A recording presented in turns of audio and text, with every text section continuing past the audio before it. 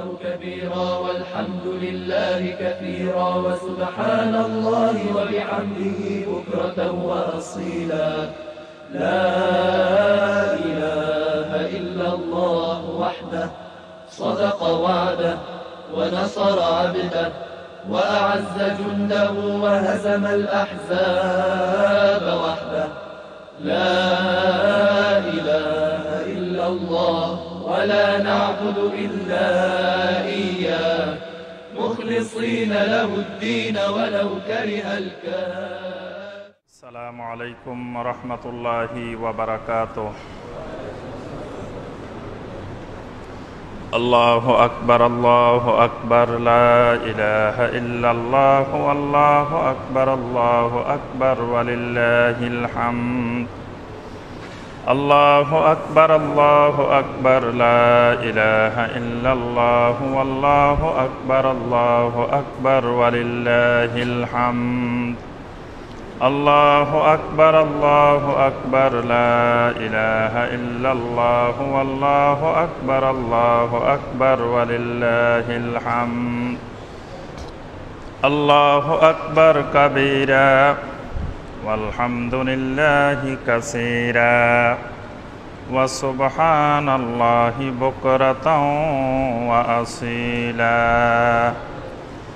إن الحمد لله نحمده ونستعينه ونستغفره ونعوذ بالله من شرور أنفسنا ومن سيئات أعمالنا.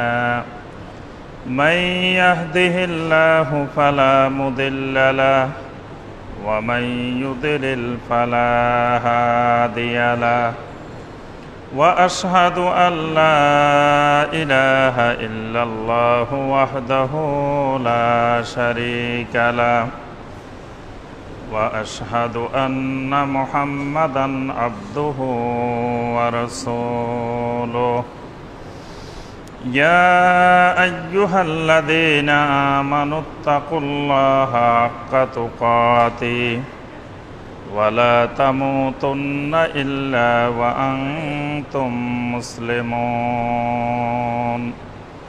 اللهم صل على محمد وعلى آل محمد كما صليت على إبراهيم وعلى آل إبراهيم إنك حميد مجيد. اللهم بارك على محمد وعلى آل محمد كما باركت على إبراهيم وعلى آل إبراهيم إنك حميد مجيد.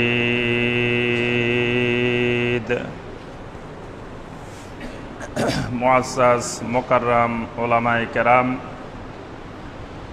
সম্মানিত মুসল্লিয়ানে কেরাম, আল্লাহ রব্বুল আলমিনের দরবারে লাখো কোটি শুকরিয়া যে আল্লাহ রব্বুল আলমিন আমাদেরকে 1437 হিজরি সনের পবিত্র ঈদুল আজহার দিনে 10 জিলহজ তারিখে আল্লাহ রব্বুল আলমিনের মহান বরকতময় ফজিলতময় এই দিনে সালাত আদায়ের পরে আল্লাহ পাকের মহান হুকুম আল্লাহ তাআলার উদ্দেশ্যে কোরবানি করার পূর্বে আল্লাহর ঘর মসজিদে উপস্থিত হওয়ার পরে কোরআনে কারীম এবং হাদিস নববী সাল্লাল্লাহু আলাইহি ওয়াসাল্লাম থেকে আল্লাহ রাব্বুল আলামিনের দ্বীন সম্পর্কে কিছু কথাবার্তা বলার এবং শোনার তৌফিক দিয়েছেন, সেই রাব্বুল আলামিনের শুকর আদায় করি, সকলে বলি আলহামদুলিল্লাহ। সম্মানিত মুসল্লিয়ানে কেরাম, আজকের এই দিনটি অত্যন্ত ফজিলতময়, বরকতময়, মোবারকময় একটি দিন। এই দিনের কয়েকটি নাম রয়েছে। একটি নাম হলো ইয়াউমুন নাহার। জুলহিজ্জা মাসের 10 তারিখে আল্লাহ রসুল সাল্লাল্লাহু আলাইহি ওয়াসাল্লাম নামকরণ করেছেন ইয়াউমুন নাহার। এই দিনের আরেকটি নাম রয়েছে ইয়াউমু ঈদুল আযহা, ইয়াউমুল আযহার দিন। এই দিনের আরেকটি নাম রয়েছে ইয়াউমুল হাজ্জিল আকবার, ইয়াউমুল হাজ্জিল আকবার। এই দিনের আরেকটি নাম রয়েছে ইয়াউমুত তাকবিরাত। এই দিনের অনেকগুলো নামকরণ আল্লাহ সুবহানাহু ওয়া তাআলা এবং আল্লাহ রাসূল সাল্লাল্লাহু আলাইহি সাল্লাম করেছেন। এই দিনটিকে আল্লাহ পাক কোরআনে কারিমে আজকের দিনের ইয়াউমুন নাহারের ফজরের কসম করেছেন। আল্লাহ পাক বলছেন ওয়াল ফাজর ওয়া লায়ালিন আশ ওয়াশ শাফি ওয়াল ওয়াত।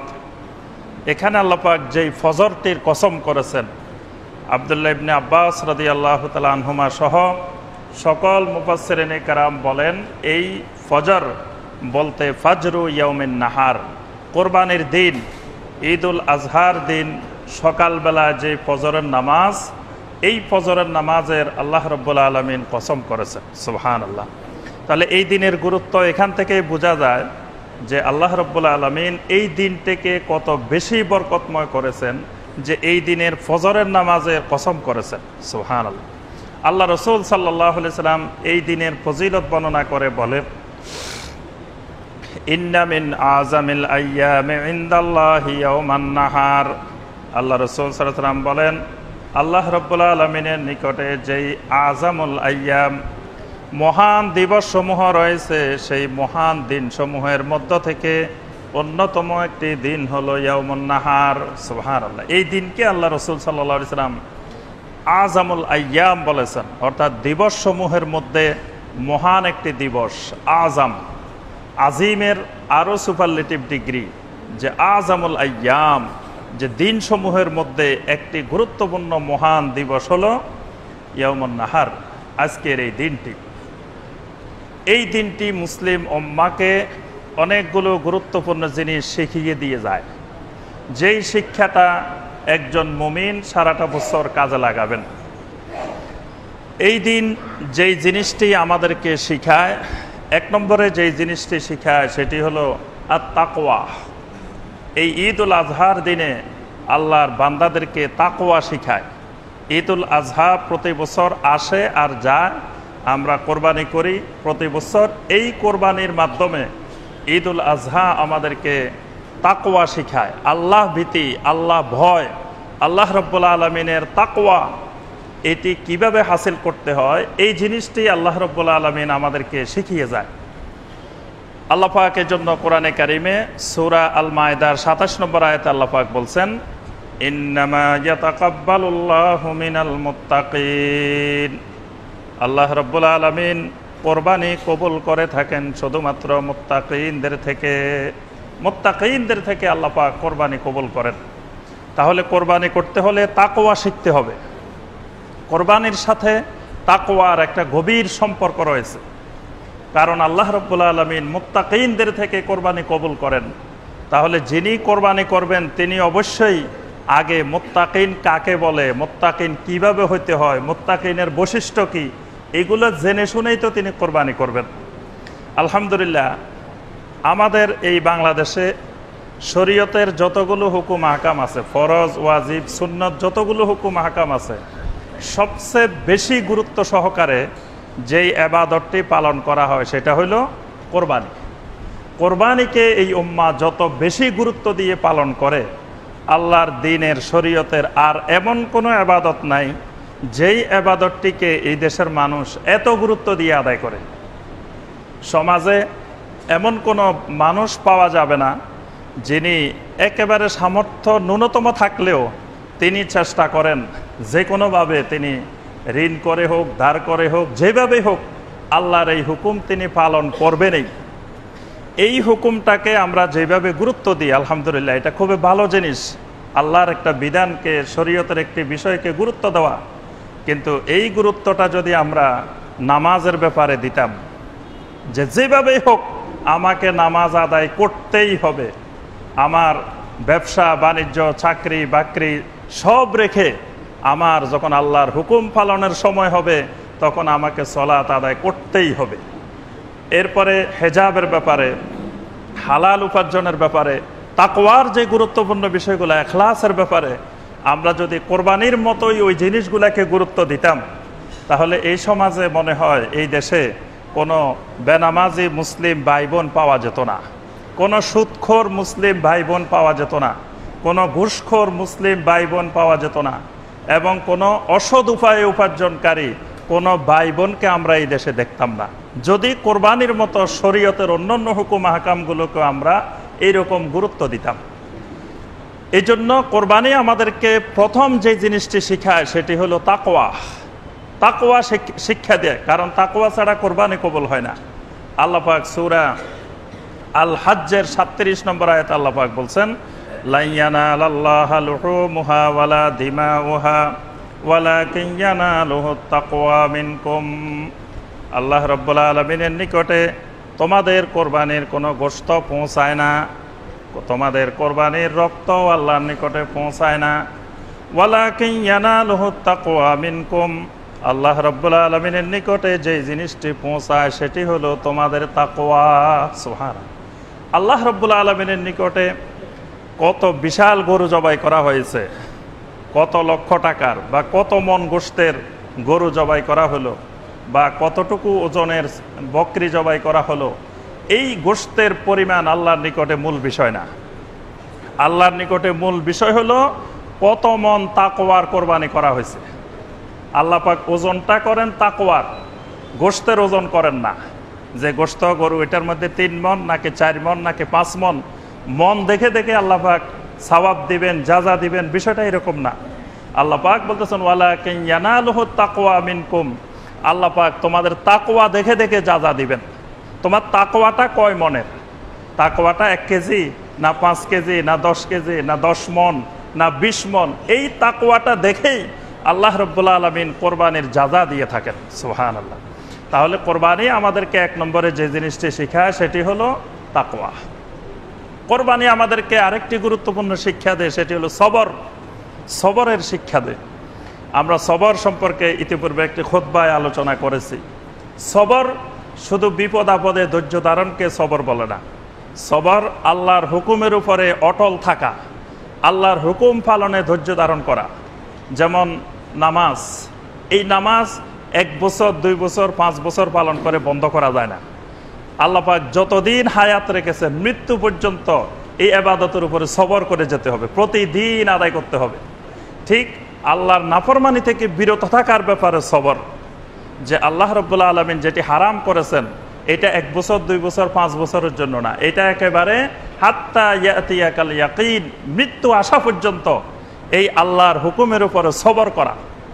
এই জন্যই ইসমাঈল আলাইহিস সালামকে যখন ইব্রাহিম আলাইহিস সালাম বলেছিলেন, সূরা আস-সাফফাতের 103 নম্বর আয়াতে আল্লাহ রাব্বুল আলামিন সুন্দর করে বর্ণনা করেছেন, ফালাম্মা বালাগা মাহুস সায়া ক্বালা ইয়া বুনাইয়া ইন্নী আরা ফিল মানামি আন্নী আযবাহুক ফানজুর মাযা তারা। ইসমাঈল আলাইহিস সালাম অনেক বৃদ্ধ বয়সের সন্তান।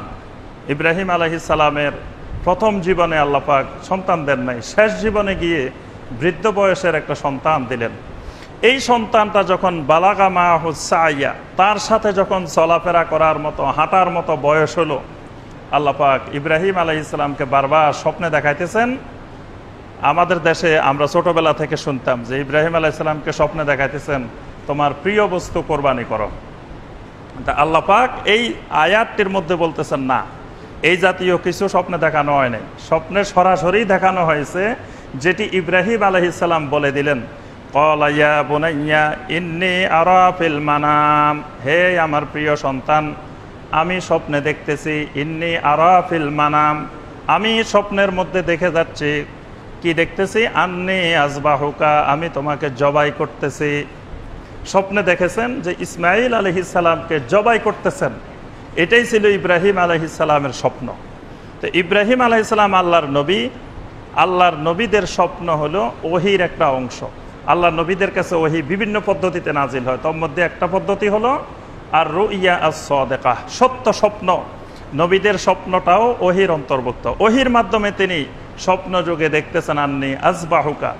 ইসমাঈল আলাইহিস সালামের কাছে মতামত চাইলেন, ফানজুর মাজা তারা, বাবা তুমি এই বিষয়ে কি বলো, তোমার পরামর্শটা কি? আমি স্বপ্নে দেখতেছি তোমাকে জবাই করতেছি। ইসমাঈল আলাইহিস সালাম জবাব দিলেন, ক্বালা ইয়া আবাতি ফাআল মা তুমার, হে আব্বা জান, আপনি যা কিছু স্বপ্নে দেখতেছেন এটা আল্লাহর নির্দেশ, আল্লাহর আদেশ, আল্লাহর আদেশ আপনি বাস্তবায়ন করুন। সাতাজিদুনি ইনশাআল্লাহু মিনাস সাবিরিন, আশা করা যায় আমার নিজেকে আপনি একজন সাবিরিন বান্দাদের অন্তর্ভুক্ত পাবেন। সুবহানাল্লাহ, সাবিরিনদের, ধৈর্যশীলদের অন্তর্ভুক্ত আমাকে পাবেন। তাহলে এখানে সবরের অর্থ কি? যে আল্লাহ রাব্বুল আলামিন যেই নির্দেশ করেন সেই নির্দেশ বাস্তবায়ন করাটাই সবর। যে আল্লাহ পাক ইব্রাহিম আলাইহিস সালামকে নির্দেশ দিচ্ছেন, ইব্রাহিম তোমার সন্তানকে জবাই করো, আর ইসমাঈল আলাইহিস সালাম বলতেছেন আপনি আমাকে সাবিরিনদের অন্তর্ভুক্ত পাবেন, অর্থাৎ আল্লাহর নির্দেশ বাস্তবায়নে কোনো ধরনের অসহযোগিতা আপনি আমার থেকে পাবেন না। তাহলে কোরবানি আমাদেরকে বড় ধরনের একটি শিক্ষা দেয়, সেটা হলো সবর, সাবিরিন হওয়া। এরপরে কোরবানি আমাদেরকে একটি গুরুত্বপূর্ণ শিক্ষা দিয়ে যায়, সেটি হলো আমাদেরকে হালাল উপার্জনকারী হওয়ার। কারণ হারাম উপার্জনকারীর কোরবানি আল্লাহ রাব্বুল আলামিন কবুল করেন না। তো যেহেতু আল্লাহ রাব্বুল আলামিন হারাম উপার্জনের কোরবানি কবুল করেন না, তাহলে যিনি কোরবানি করবেন তাকে অবশ্যই হালাল উপার্জনকারী হতে হবে। আল্লাহ পাক সকল মুমিনদেরকে কোরআনে কারিমে সরাসরি নির্দেশ দিয়েছেন হালাল উপার্জনের। সূরা আল বাকারার 172 নম্বর আয়াত আল্লাহ পাক বলেছেন, ইয়া আইয়ুহাল্লাযীনা আমানু কুলু মিন তাইয়্যিবাতি মা রাযাকনাকুম ওয়াশকুরু লিল্লাহি ইন কুনতুম ইয়্যাহু তা'বুদুন। ইয়া আইয়ুহাল্লাযীনা আমানু, হে ঈমানদারগণ, কুলু মিন তাইয়্যিবাত, তোমরা হালাল রিজিক খাও, হালাল রিজিক ভক্ষণ করো। মা রাযাকনাকুম, যে রিজিক আমি তোমাদেরকে দিয়েছি। ওয়াশকুরু লিল্লাহ, আর হালাল রিজিক খেয়ে আল্লাহর শুকর আদায় করো, হালাল রিজিক খেয়ে আল্লাহর শুকর আদায় করো। এই নির্দেশ থেকে আল্লাহ পাক নবী রাসূলদেরকেও বাদ দেন নাই। সূরা আল মুমিনুনের 51 নম্বর আয়াতে আল্লাহ পাক নবী রাসূলদেরকে লক্ষ্য করে বলছেন, ইয়া আইয়ুহার রাসূল কুলু মিনাত তাইয়্যিবাতি ওয়া'মালু সালিহা, হে আমার রাসূলেরা, আগে হালাল খাওয়া নিশ্চিত করো, তারপরে আমল সালেহ করো। নবী রাসূল, আল্লাহ পাকের নবী রাসূল যারা মাসুম, যারা নিষ্পাপ, তাদেরকেও আল্লাহ পাক বলছেন তোমাদেরকে নবী রাসূল বানাইছি, আর তোমরা উম্মতেরা যা নিয়ে আসবে হাদিয়া, হালাল হারাম যাচাই বাছাই না করে খালি খেতে থাকবা, তোমাদেরকে এই নির্দেশ আমি আল্লাহ দিচ্ছি না। আগে তোমাদের নবুয়তের দায়িত্ব পালন করতে হলে কুলু মিনাত তাইয়্যিবাত, হালাল খাবার নিশ্চিত করো আগে, ওয়া আমালু সালিহা, তারপরে তোমরা আমল সালেহ করো। এই জন্য আল্লাহর নবীরা উম্মতের হাদিয়ার উপরে নির্ভরশীল ছিলেন না। সকল আম্বিয়া আলাইহিমুস সালাম তারা নিজেরা এক একটা পেশা অবলম্বন করে তারা নিজেদের হালাল রিজিক নিশ্চিত করতেন। কেউ কৃষি কাজ করতেন, কেউ মেষ সরাইতেন, তারপরে কেউ লোহার কাজ করতেন, জিনিসপত্র বানাইতেন, কেউ টেইলারিং কাজ করতেন। বিভিন্ন পেশায় আম্বিয়া আলাইহিমুস সালাম নিয়োজিত ছিলেন হালাল খাবার নিশ্চিত করার জন্য। এজন্য আল্লাহ রাসূল সাল্লাল্লাহু আলাইহি ওয়াসাল্লাম স্পষ্ট বলে দিয়েছেন, ইন্নাল্লাহ তাআলা তাইয়্যিবুন লা ইয়াকবালু ইল্লা তাইয়্যিবা, আল্লাহ রাব্বুল আলামিন পবিত্র, আর পবিত্র রিজিক ভক্ষণকারী ছাড়া অন্য কারো ইবাদত আল্লাহ কবুল করেন না। তাহলে আল্লাহ রাব্বুল আলামিন হারাম উপার্জনকারীর কোরবানি কবুল করবেন না। তাহলে কোরবানি আমাদেরকে বড় একটি শিক্ষা দেয় যাতে আমরা হালাল উপার্জনকারী হই। এরপরে কোরবানির একটি গুরুত্বপূর্ণ শিক্ষা হলো আল মুআসাত বাইনাল মুসলিমিন, মুসলিমদের একজন আরেকজনের প্রতি সহানুভূতি, সহমর্মিতা। এজন্য কোরবানির গোশতের ব্যাপারে আল্লাহ পাক নির্দেশ দিয়েছেন, ফাকুলু মিনহা ওয়া আতইমুল বাঈসাল ফাকির। ফাকুলু মিনহা, কোরবানির গোশত তোমরা খাও, ওয়া আতইমুল বাঈসাল ফাকির, আর দরিদ্র গরিব অসহায় মানুষদেরকেও খাওয়াও, নিজেরাও খাও এবং দরিদ্রদেরকেও খাওয়াও। তাহলে এখানে কোরবানি আমাদেরকে দরিদ্রদের সাথে আমাদের একটা গভীর সম্পর্ক, আমার গরিব মুসলিম ভাইদের সাথে একটি অন্তরঙ্গ সম্পর্ক, যে আমি আল্লাহর রাস্তায় যে কোরবানি দিলাম এই কোরবানি নিজেও খাইলাম, দরিদ্র গরিব অসহায় মানুষদেরকেও খাওয়াইলাম, আত্মীয় স্বজনদেরকেও খাওয়াইলাম। এই জন্য মুস্তাহাব পদ্ধতি হলো রাসূলুল্লাহ সাল্লাল্লাহু আলাইহি ওয়াসাল্লাম কোরবানির গোশতকে 3 ভাগ করে 1 ভাগ নিজে রাখতেন, 1 ভাগ আত্মীয় স্বজনকে দিতেন, আর 1 ভাগ গরিব মিসকিনকে দিতেন। আবার কোনো সাহাবাই কেরাম এই আয়াতের উপরে আমল করে অর্ধেক নিজেরা খেতেন আর অর্ধেক দরিদ্রদের মধ্যে সদাকা করে দিতেন। যেহেতু আল্লাহ পাক বলছেন ফাকুলু মিনহা ওয়া আত'ইমুল বাইসাল ফাকির, তোমরা নিজেরাও খাও দরিদ্রকে দাও। তো অর্ধেক নিজেরা খেতেন আর অর্ধেক সদাকা করে দিতেন। এই জন্য চেষ্টা করতে হবে যত বেশি সম্ভব কোরবানির গোশত আল্লাহর রাস্তায় সদাকা করার, গরিব অসহায়দেরকে দেওয়ার, আত্মীয় স্বজনদেরকে দেওয়ার। তবে 3 দিনের সীমারেখা, যেটা নবী সাল্লাল্লাহু আলাইহি ওয়াসাল্লাম একবার দুর্ভিক্ষের সময় সাহাবায়ে কেরামদেরকে বলেছিলেন যে 3 দিনের মধ্যে তোমরা কোরবানির গোশত সব বিতরণ করে দাও। সেই বছর মদিনাতে দুর্ভিক্ষ ছিল, এই জন্য রাসূলুল্লাহ সাল্লাল্লাহু আলাইহি ওয়াসাল্লাম 3 দিনের পরে আর রাখার নিষেধ করেছেন। পরবর্তী বছর সাহাবায়ে কেরাম জিজ্ঞাসা করলেন, ইয়া রাসূলুল্লাহ সাল্লাল্লাহু আলাইহি ওয়াসাল্লাম, আমরা কি এই বছরও 3 দিনের মধ্যে সব বিতরণ করে দিব? আল্লাহ রাসূল সাল্লাল্লাহু আলাইহি ওয়াসাল্লাম বললেন, না, কুলু ওয়াদ্দাখিরু, তোমরা খাও আর কিছু জমা করে রাখো, কিছু পরবর্তীতে খাও, অসুবিধা নেই, কারণ এই বছর গত বছরের মতো দুর্ভিক্ষ নেই। এই জন্য কোরবানির গোশতের মাসআলা হলো যেই অঞ্চল ভেদে, যেই অঞ্চলে গরিব বেশি সেই অঞ্চলে তত বেশি সদাকা করতে হবে, যেই অঞ্চলে গরিব কম সেই অঞ্চলে কম করলেও হবে। মানে এটা সুনির্দিষ্ট কোনো ইসলাম বাধা ধরা নিয়ম দেন নাই যে এতদিনের বেশি রাখা যাবে না, অথবা এতটুকুর বেশি খাওয়া যাবে না, এতটুকু সদাকা করতেই হবে, এই জাতীয় বাধ্যবাধকতামূলক কোনো নির্দেশ দেওয়া হয় না। তবে এটা নির্ভর করবে মুআসাত বাইনাল মুসলিমিন, সমাজের অবস্থার উপরে নির্ভর করে, তারপরে আমার তাকওয়ার উপরে নির্ভর করে, নিজের ইনসাফের উপরে নির্ভর করে। কারণ আল্লাহ পাক যদি সবার উপরে একই ধরনের বিধান এখানে বাধ্যতামূলক করে দিতেন, অনেক জটিলতা সৃষ্টি হতো। কারণ কোনো পরিবারে দেখা গেল কোরবানি করা হলো এমন যে গোশত পাইল 20 কেজি, অথচ সেই পরিবারের লোকে আছে 10-12 জন খাওয়ার মতো, তাহলে তারা যদি অর্ধেক সদাকা করে দেয় তো পরিবারে আর খাবে কি? পরিবারের লোকজন খাওয়া এটাও সদাকা। আবার দেখা গেল অনেক পরিবারে গোশত পাইল 50 কেজি, কিন্তু লোক হয়েছে 2 জন, তাহলে তাদের জন্য সারা বছরের জন্য তারা যদি বলে গোশত 50 কেজি পেয়েছি আর আগামী বছর কোরবান পর্যন্ত গোশত কিনা লাগবে না, বাস ফ্রিজে রেখে দিলাম, আমরা 2 জনে সারা বছর খেতে থাকবো, তাহলে এখানে তাদের জন্য এটা ইনসাফ নয়। তারা যত বেশি সংখ্যক, তারা শুধু অর্ধেক হিসাব করবে না, তারা অর্ধেকেরও বেশি আল্লাহর রাস্তায় সদাকা করে দেবে আত্মীয় স্বজনদের মধ্যে, গরিবদের মধ্যে। অর্থাৎ এটা প্রত্যেকের পারিবারিক অবস্থা, সামাজিক অবস্থার উপরে নির্ভরশীল। সম্মানিত মুসল্লিয়ানে কেরাম, এই বরকতময় ফজিলতময় দিনে আমরা অনেকগুলো খারাপ কাজও করে থাকি, অনেকগুলো গুনার কাজও আমরা করে থাকি। তন্মধ্যে কয়েকটি গুনার কাজ বলে আমরা আজকের আলোচনা শেষ করবো ইনশাআল্লাহ। গুরুত্বপূর্ণ একটি গুনার কাজ হলো আত-তাশাব্বুহ বিল মুশরিকিন, মুশরিকদের সাথে সাদৃশ্য পোষণ করা।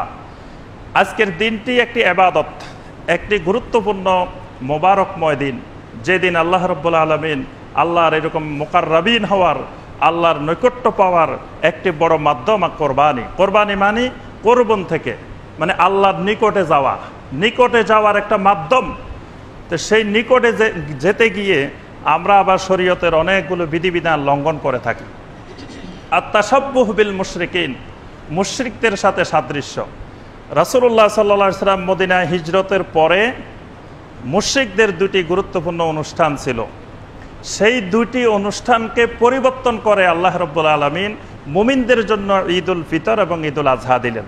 তার অর্থ হলো মুশরিকদের বিপরীতে, মুশরিকদের মুখালাফাতে, মুশরিকদের বিপরীতে, তাদের 2টি অনুষ্ঠানের বিপরীতে আল্লাহ পাক আমাদেরকে 2টি অনুষ্ঠান দিলেন। এখন আমাদের অনুষ্ঠান যদি আবার মুশরিকদের অনুষ্ঠানের মতো হয়ে যায়, তাহলে আর ঈদুল আজহার আর ঈদুল ফিতরের দরকার কি ছিল? মদিনার ওই যে 2 অনুষ্ঠান ছিল সেই 2টা থাকলেই তো হইতো। কিন্তু আল্লাহ পাক সেই 2টাকে পরিবর্তন করে আল্লাহ পাক মুসলিমদের জন্য দিলেন ঈদুল ফিতর এবং ঈদুল আজহা। অথচ আমরা দেখা যায় দিন দিন এখন মুশরিকদের সাথে, বিশ্বের সাথে আমাদের সম্পর্ক হইতে হইতে আমরা ঈদুল ফিতর এবং ঈদুল আজহাকে বড়দিনের মতো বানাই ফেলতেছি, খ্রিস্টানদের বড়দিনের মতো বানাই ফেলতেছি, তারপরে হিন্দুদের বিভিন্ন পূজার অনুষ্ঠানের মতো বানাই ফেলতেছি। আমরা মুশরিকদের সাদৃশ্য পোষণ, চুল কাটতে গেলে আমরা মুশরিকদের অনুকরণ করতেছি, যে পৃথিবীর বিভিন্ন অমুসলিম খেলোয়াড়, অমুসলিম শিল্পী, অমুসলিম অমুক, তাদের চুলের কাটিং কি দোকানে দোকানে সাজানো থাকে, আর আমাদের যুবক ভাইয়েরা ওগুলো দেখে দেখে ওইগুলো অনুকরণ করে করে চুল কাটে। মুশরিকিনদের অনুসরণ।